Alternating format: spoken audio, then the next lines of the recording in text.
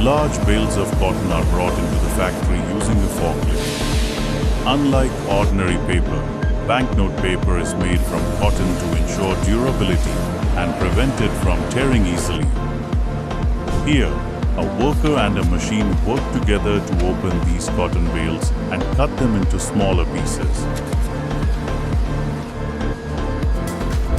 This cut cotton is mixed with water and special chemicals in a large mixer tank to prepare a thick pulp.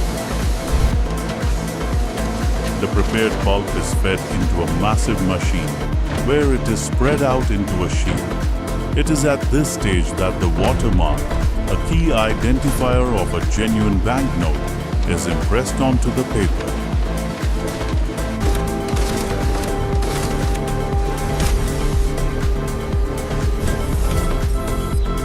The wet paper is passed through a large drying chamber, oven, and then undergoes a finishing process between rollers.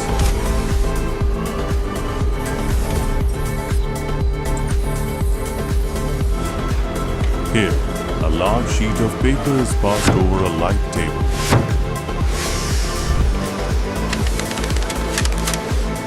Workers are meticulously checking the precise positioning of the watermark and the print quality using a pen and a ruler. You can see the watermark and the number 50 clearly visible on the paper when held against the light. Once the main roll is ready, an automatic cutting machine cuts this large roll and divides it into 3 smaller, equal-sized rolls.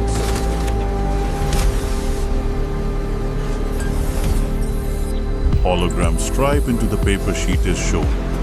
These are the most critical security features for preventing the counterfeiting of banknotes.